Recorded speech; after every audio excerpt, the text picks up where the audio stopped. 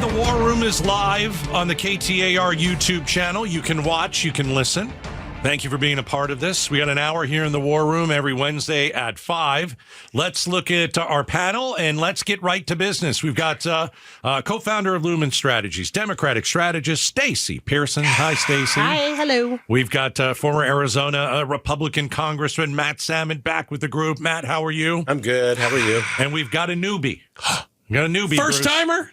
Former Phoenix Democratic Mayor Paul Johnson is sitting over. How you doing, Paul? Go easy on me. It's no, you're going to do just fine. I'm going to defer my time to Paul. So let's start with the big, beautiful bill. We're going to get to what Governor Hobbs told us, what she thought of the bill and how it concerns Arizonans. She was with us yesterday. But if you look at the polling, take a listen to the polling. Do Americans like the big, beautiful bill? Take a listen. They don't think of it as one big, beautiful bill. They think of it as one big, bad bill. What are we talking about here? Well, let's take a look at the big, beautiful bill. Net favorable ratings. I got 5 different polls for you on the screen. And you don't have to be a mathematical genius to know that these are horrible, horrible, horrible numbers. Washington Post, minus 19 points. Pew Research Center, minus 20 points. Fox News, minus 21 points. Quinnipiac University, minus 26 points. And then KFF takes the cake at minus 29 points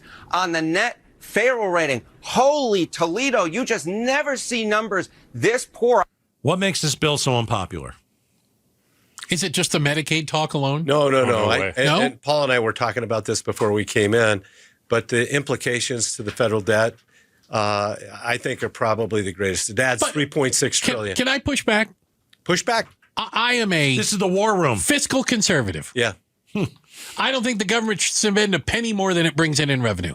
I don't think anybody else cares. People don't care about the debt and the deficit. They couldn't give a hoot about it. I totally disagree. They don't see how it impacts them. I think you are seeing more now than ever people becoming conscious of how much our government is spending. It also has a significant impact on Trump's coalition. Trump's coalition is 3 parts. It's the America Firsters, that's one portion. It's the old Reagan Republicans who have, a view of how the United States should serve around the world. Both of those are in conflict. But then you have the tech libertarians. And the tech libertarians, I guarantee you, overwhelmingly, they think we're spending too much money. Government's too big. It's competing with them for capital. It has a negative effect on their business's ability to work. Now, regardless of that, if you're looking at the best interest of this nation, this is overwhelming. Forget about the $5 trillion. We're going to go from $37 trillion in our debt to $60 trillion in 10 years.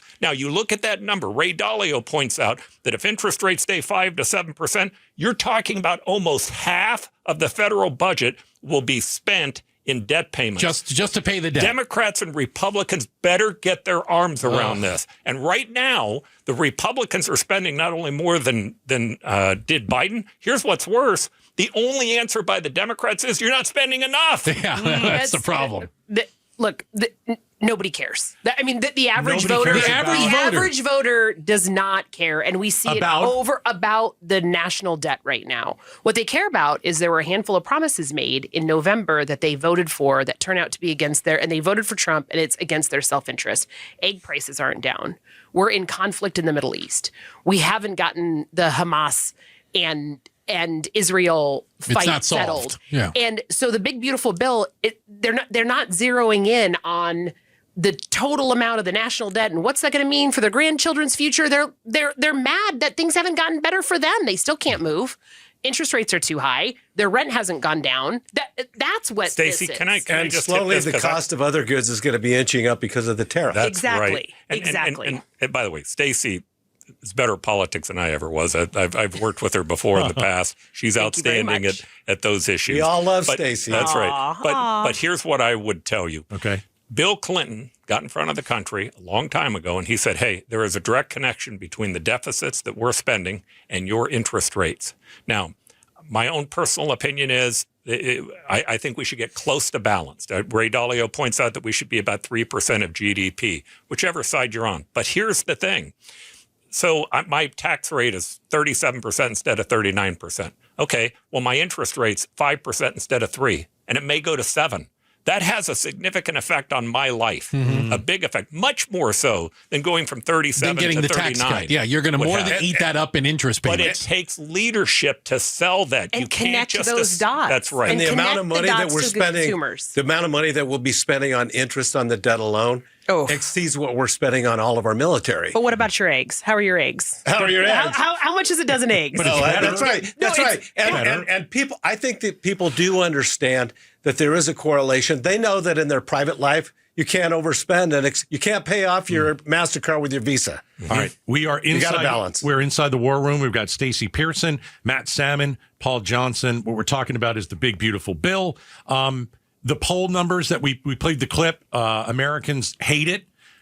We asked you guys what makes the bill so unpopular. Here's part of the study that looked into what Americans think. Donald Trump was reelected back in November because the American people thought that his policies and his agenda during the first term helped their family, or more likely to help than hurt their family. It is the exact opposite when it comes to the big, beautiful bill. All right, Trump's policies in your family. The big, beautiful bill. Get this. Just 23% of Americans say that the policies or the big, beautiful bill helps their family, compared to 49% who say that they hurt their family. Very different than Trump's first term agenda, where you saw the help at 44%, outranking the hurt at 31%.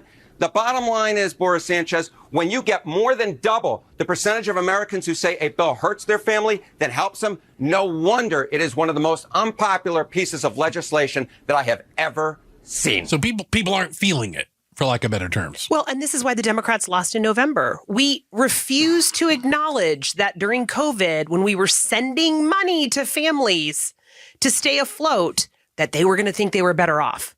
I mean, Democrats couldn't wrap their brains around the fact that childcare was less expensive. People weren't spending as much on gas. They weren't going out to eat as often. And they had money between paydays. Yeah, it was new to them, right? It's true.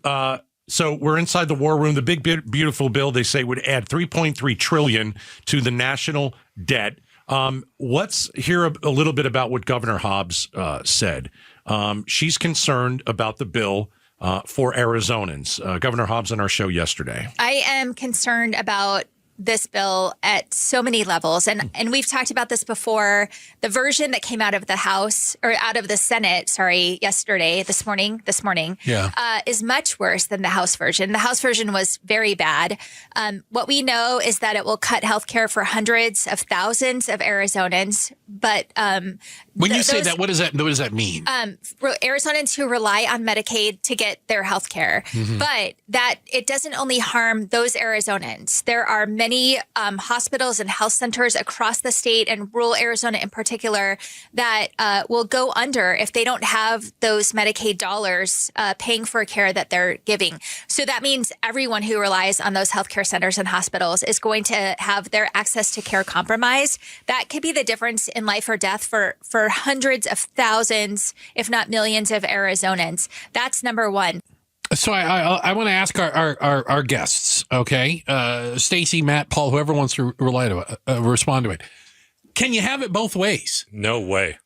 But my point is, you can't right-size the government and not cut nothing. It's got to come from somewhere. You got to cut from somewhere. Right? And I think there has been a feeling for a long time that there's far too many working able Americans that aren't working. And this idea, it was back to, what we did as Republicans back in the 90s when Bill Clinton was president. We passed work requirements to be able to get welfare. Then Obama got rid of all of them. But the fact is... But during COVID, it went through the roof, didn't it? But it cut the welfare rolls by over half. And the fact is, you've heard so many times, the people that are trying to defend the whole migrant situation, we need the labor. Why? Because American people won't do those jobs. Well, you can't have it both ways there, too. Either, right? Good point. All right. We're inside the war room. We've got Stacy Pearson, Matt Salmon, Paul Johnson, and we got plenty of time. We got 45 minutes left. What's our next issue here, Bruce? We're going to be talking about another issue that it talks about federal government and its impact on Arizona. Why did Trump push the pause button on your kids' education? There's a big chunk of money missing. We're going to talk about it next. Outspoken inside the war room on KTAR. So the other issue, at least regarding money and the state of Arizona, has to do with federal education grants and funding for schools, where the Trump administration notified every state, by the way, all of them, that it was withholding over $6 billion. Arizona's cut of that, $118 million in K through 12 education funding. It accounts to just over 10%, actually, of the education dollars in Arizona. Yeah, we asked Arizona Governor Katie Hobbs, what specifically is this going to cut here in Arizona? And here's what she told us yesterday. So my understanding is these funds specifically go towards after-school enrichment programs and other enrichment programs, things that really enhance public education and public education that 90% of Arizona students rely on, and programs that help with adult education. Regardless of what programs are impacted, these are funds that school districts were counting on, and now they're not there. And so that creates all kinds of uncertainty for the upcoming school year and how to address those needs. So why did Trump pause it? Why is he pausing $6 billion in approved federal education grants to schools? What's the backstory? Can anyone? It was on page 453 Could of be. Project 2025. I mean, dismantling the Department of Education was always the plan.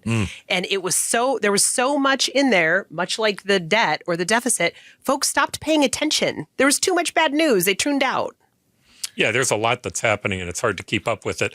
You know, the Republicans for a long time have not liked the Department of Education. And by the way, to be fair to them, you don't have to spend money through the Department of Education to give out grants. You could spend it through a variety of other means. Sure. It's hard to discuss why Donald Trump does anything. I just don't plan to make that part of my discussion. You're going to be better off in the long term. But what I do believe is that there are a lot of inconsistencies that I see that are coming out of the federal government. The real question I think that we should be asking is, where's our priority? And if you were asking me where to prioritize, I'm in the healthcare industry. I own a company called Redirect Health. I believe healthcare is important, but it isn't even close to being as important as education. My understanding of a lot of the grants that come out of the Department of Education is that they end up going to kids who are oftentimes special needs students, that it's disproportionate in terms of that. Matt probably knows better on that one than I do. But my own personal opinion is this is an area where I think our spending ends up being more justified. It's the single most important thing that we have to do, which is to prepare a labor force and our kids to be able to compete in the upcoming world. I've always heard this terminology, and you guys have been involved in it before. A budget is a statement of values. Right. It's kind of a blueprint. A blueprint. It's what you're about. Right. And education just isn't what they're about. Look, I mean, is there another argument against that? I'm going to be the contrarian a little bit. Yeah. Go ahead. Not that I don't agree with you 1,000% that education is incredibly important and providing adequate funds is important. But I've been one of those people that felt like we should get rid of the federal Department of Education. And I think we should take all those funds and block grant them back to the states and let the states determine their education priorities and spend the money they think. On a local level. Yeah, on the local level. Yeah. I would rather see that. As far as though the freeze on those dollars, my big concern with that is when something is appropriated by the Congress and then the president unilaterally claws the funding back or stops the funding, I believe that's unconstitutional. Only the Congress, through Article 1, Section 8 of the Constitution, has the power of the purse. And when the money has been appropriated by the Congress, only Congress can draw those funds back or cut those funds for the future. And Linda McMahon, who's the Secretary of Education, it sounds like has made some kind of a unilateral decision. I think they got bad advice. They're being sued all over the country on this, and I think they're going to lose.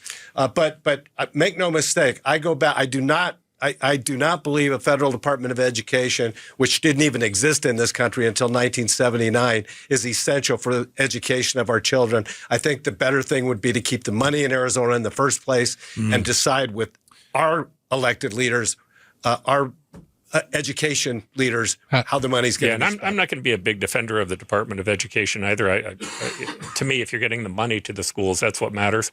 The only thing I might say to that is, I don't know why Donald Trump is doing what he's doing. I don't know if it's temporary, short-term, long-term. I can't give you the answer to that. What I do think is that we have a pattern of a problem here where Congress isn't standing up for themselves. Oh, they're totally giving away their Article 1 authority. Yeah. And I remember when George Will, who I have phenomenal respect for, came and spoke to the Republicans on the House and the Democrat side, and he said, you have nobody to blame but yourselves that you're becoming irrelevant. Mm-hmm. There are 3 branches of government, and you can't have 2 branches controlling everything. Yeah, the Supreme Court making a decision on what's constitutional and what's not, and the president doing everything through executive order.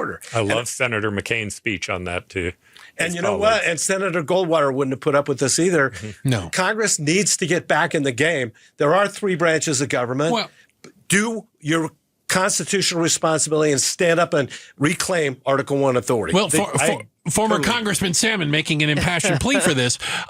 You did see that with Senator Tillis, who the minute he said that announced, I can't run for re-election anymore. He said he wasn't running, but he wasn't going to get re-elected doing it. That's the sad thing. Yeah, you got to believe many more of them believe it. People dropping like flies because they're afraid of El Jefe. Yeah. And that is not the right way, the right reason to do something. By the way, I think you're going to see more of that in both parties because the existing partisan system, when you really get done looking at it, somewhere around 8 to 10% of the people vote inside the partisan primaries. Mm-hmm. It's very easy for a dynamic political leader, especially who's president, to be able to manipulate that and make it very difficult for people to reject their agenda.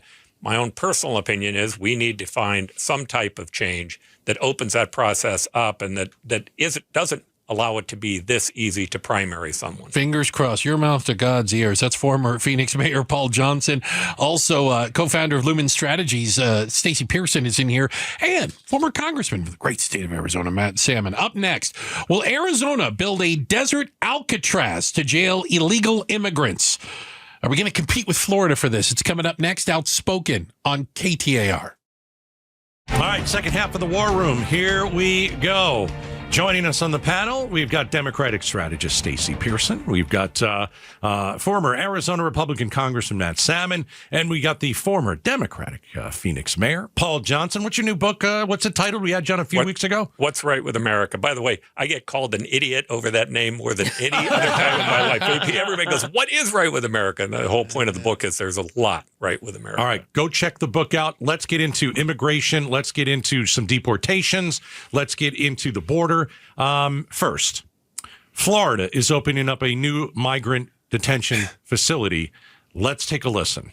President Trump Tuesday visiting the remote airfield in the Everglades that his administration is turning into a new migrant detention facility. Operations there start today, and the facility will eventually hold up to 5,000 people. Asked if the location, dubbed Alligator Alcatraz by the administration, was chosen specifically because of the conditions, that if detainees escape, they could get eaten by an alligator or a snake, the president told reporters, yes. Snakes are fast, but alligators are, but we're going to teach them how to run away from an alligator, okay?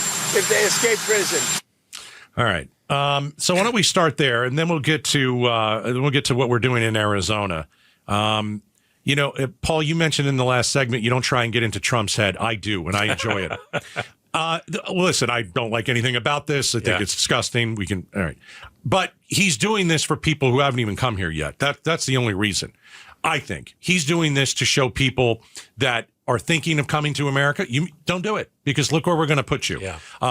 That's my take and understanding of it. I'm not saying it's right, but does anyone else agree with that, or am I full of garbage? Well, he talked about putting Americans in there also. So. Yeah, my own personal opinion is, well, first I want to give a compliment to the president. I think the idea that we have pretty much stopped the illegal crossings, I think that's a good thing. I think that's a good thing. And I think he should take a victory lap for that. Absolutely. He had to drive up and down the border and talk about how great a thing he's done. Sometimes that guy cannot declare victory, but he should be declaring victory on that one. Agreed. The second thing I would say, I'm a big supporter of a merit-based system. We do have some need here. PhD, scientists, workers, and I can tell you in the construction industry, there's a need for workers. But while I agree with the president on doing a good job on stopping the crossings, look, I think those words, we hold these truths to be self-evident, that all men are created equal, that didn't say all Americans. I mean, we have a fundamental belief that people should be treated with dignity. And when I see this, it's disheartening to me. It's not who I think America should be. I don't think that he needs to do it politically. I think he's accomplished his goal. And again, if I were him, I'd declare victory on it. But the idea that we're creating an Alcatraz to harm people who are poor and who were employed by American companies. Oh, they're working at Mar-a-Lago. Got here, right? It's that to me. I just don't like. I think it's the wrong approach. It's a lot of the same shtick that Arpaio did, with the tent city. And the truth is, when you looked at tent city, and as I did, and I went there as a state legislator and as a congressman, and you actually interviewed the inmates, they liked it. They did. Why? They liked it because they felt like they had a little bit more freedom. And when you went into the tents themselves, they weren't oppressive. I mean, Arpaio liked to do this shtick with the pink boxers and things like that. But the fact is, when you actually talk to a lot of the inmates, and it's backed up by even a couple of stories I remember reading, I think in the Arizona Republic, that the inmates actually really liked it. And I know Ron DeSantis, the governor of Florida. He's actually a good personal friend, and and he's also a lawyer. He was a JAG lawyer in the military before he got into politics, and I think he values human life as well. I think a lot of it's just Matt. The difference is the people that were in Tent City had been adjudicated criminals. Right. Correct. They had a day in court. They had a vigorous defense. They lost, and they got sentenced there. The people that they're talking about throwing in here, some of them have had absolutely no due process whatsoever, or their only crime is they've been here. By the way, I'm going to disagree with Matt just a little bit on this, and that is, I think, and by the way, Matt is not one of these people who I'm just about to mention. Okay. He was very good to work with while I was mayor a million years ago, and he was a legislator a million years ago. We had a good relationship. We definitely did. And you did a great job for Phoenix, and I miss that. Look at But there's this desire to really stick your finger in the eye of the person on the other side, right? I think a lot of this comes from they want Democrats to go nuts. Oh, yes. They want them to be upset. They want them to be angry. Protest. They want them to be distressed. Again, they can't take a win because they're not looking for a win. And they're partly feeding their base by upsetting the other side as much as they can.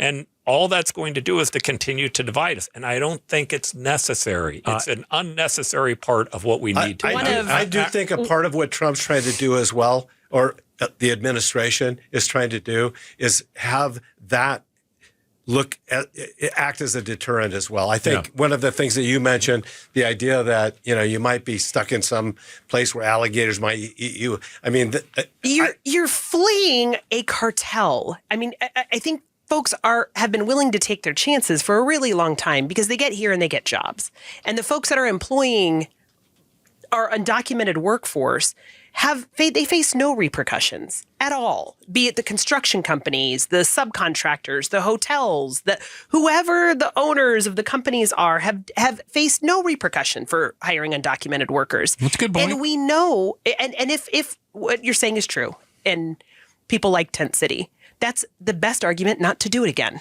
Well, if you are being incarcerated, it isn't a vacation. I wasn't saying that as a defense of this is a great idea. I was just saying that, in actually dealing with the inmates, they weren't as against it as I think what Paul said is right. I think there's some jamming your finger in the eye. I think there's some of it that's a deterrent. I think some of it is just shtick to look like you're being a really tough pink guy. Underwear. We're doing pink underwear and chain gangs But again. let me also say, I do have to say, I agree with Paul 100% that our immigration system should be merit-based, a lot like what they're doing in Australia. By the way, Trump proposed that in his first term. And he did propose that in his first term.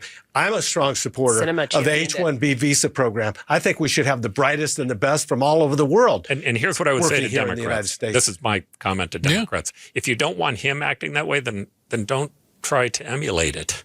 Don't demonize everything he does, which is why I started by saying, hey, I want to talk about something I thought he did well. Yeah. Because I think it's important that we try to get this back on some type of balanced look at this stuff. And Democrats are just simply responding to him and the hatred they feel coming from him. But the way they're responding is by putting back the hatred on him. So Alligator Alcatraz in Florida. Let's see. Arizona State Senator Wendy Rogers. She wants a desert Alcatraz. That's wonderful. Listen, there are a lot of people we should deport, and we should be deporting people. Biden let everybody in. But there's a way to do it, and there's a way not to do it. And the way not to do it is let an alligator chase you and kill you. It's By the really way, I simple. think he would have a huge win. I know this is going to sound crazy to a little bit, but we have 20 million people who are illegals. Well, a lot of those people actually started off as being legal. They actually came here And with overstayed their visa. their visas. They overstayed their visa. Right. It's a big amount. Started a life. whatever, right? Yeah, And started for a 5 life. years, they've been paying taxes. The answer is, why don't you try to bring those people into being citizens? You would actually knock the 20 million down to 15 million or to 10 million. Yeah, well, you know what? I love your optimism. I do not share it. But we desperately need we definitely optimism do. right now. Here. He's former Phoenix Mayor Paul Johnson. We've got former Arizona Congressman Matt Salmon, and then also the founder of Lumen Strategies and a Democratic strategist, Stacy Pearson, inside the War Room.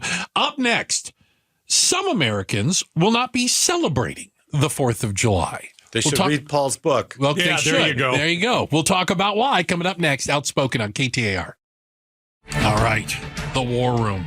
With some of our regs, come on, we got to give it up for former Arizona Congressman Matt Salmon, of course, Lumen Strategies and Democratic strategist Stacy Pearson, and first-timer former Phoenix Mayor Paul Johnson. It is excellent to have you here. Hope you're enjoying your time in the War Room. Thank you. Thanks for having me. So, I found this, and I found this to be sad, and I think it kind of gets into your book a little bit here. Only 4 in 10 young adults say they have a high level of pride in being American. The number goes up as you get older, and it's a partisan divide. Basically, your pride in country has to do with your politics, and I assume it means whoever's in the White House at any given moment, because And it reverses. I was going to say, and it Pendulum flips swings, the other way around, and I think that plays right into what you're talking about. I find that kind of sad that whoever happens to be in the White House dictates whether you're proud of America or not. 4 in 10 U.S. adults who are part of Gen Z express the highest level of pride in being American. 4 in 10. Yeah. That's a low What number. does that mean, though? Highest level of pride. I mean, we're talking about the kids who can't afford the houses their parents moved into. Starter homes don't exist for. I think the anti-patriotic comments that we see on social need to stop. But these are kids that are going to have it worse and have a harder time coming out of college and getting into. And you think that's some of it, the loss of the American dream? And don't feel the country's headed the right way. Yeah, and the economic reality that my daughter's 22. Okay. The best thing that has contributed to her patriotism. Her dad's a cop. My husband's a cop. Right. We're a patriotic family. I'm taking the American flag back. The Republicans aren't the only ones that get to put it on their houses anymore. Here. Can we go there for a second? Yeah. Because I do think that young Americans will see the Trumper in a car with the Trump flag and the American flag and a Confederate flag next to it. And maybe. 100. Yeah. But they'll look at it and they go, I don't want to do that. Yeah. I totally agree. That's not me. There's not something real there. But everybody. Yeah, it's true, but is that person more patriotic than the next? But I do hear a lot of young people that are really going off about what a horrible place this country is. I have heard them. I agree. It's all propaganda. And you think it's propaganda? You don't think kids think that way? They do think that way, and they're on TikTok, I see. owned by the Chinese government or the Russian information. Russian and all they got to do, a PSYOPs campaign. all they got to do is go to other places on the planet and see how lucky we have. Go to Iran. Well, they'll throw you off a roof if you're But perspective, those of us that are a little bit older in this room, you get perspective. You do travel around. You do see other places, and you're like, you know what? But it's not just that. We have politicians on both sides in both political parties who are pushing a message of pessimism. This whole idea of the amygdala hijack really works, right? If I can engage you, if I know what party you're in, I can tell you the 5 buttons to push on you and terrify you. And once I terrify you, the rational portion of your brain, the neocortex, can't work. All right, it's blocked. And all of a sudden you focus on fight, flight, or freeze. Well, think of the message of, in our country, our jobs have been destroyed, industry has been destroyed, American labor has been destroyed. That's a Trump speech, Bernie Sanders speech, and AOC speech. The Chinese own everything. It's just they blame different things. One blames the global elite, the other one blames the rich. And here's the answer. There's nothing like this place. It's the best. We've done more to promote human progress in the United States than any nation in the history of the planet. More importantly, there's no better place for upward mobility than right here. I'm not saying there's not challenges. Certainly there are challenges. But if you don't put this in perspective, you end up in a place where everybody begins to not recognize the great gifts that we have and that we need to hang on to. I'm more worried that our politicians are selling us a message on both sides that are actually convincing both sides how terrible a place this is. And it's not reflected in the data. And I completely agree with what Paul just said. I think that there are politicians that understand that while positive news evokes a certain emotion, negative news scares people into doing more things that you can manipulate them on. And I think politicians on both sides use that to the excess. And I agree. I believe in American exceptionalism. I believe that this is the greatest country and the greatest government in all the world, even though we have our problems. And we do. And we've been through them. But you know what? It's still a great place to live and a great place to raise your family. And what a great way to end the War Room and wish everyone a happy 4th of July. Happy 4th of July. Happy 4th, guys. That we will. All right. That was Stacy Pearson. That was Matt Salmon. That was Paul Johnson. Great War Room. Yeah. Very good. Paul, will you ever come back? Please. What do you think? Anytime you want. Okay. All right. We didn't scare him off. I just wanted to double check and get him on record that he will show back up. Thanks for watching Outspoken with Bruce and Gaydos. Tap to watch more from KTAR News and click the button in the middle to subscribe.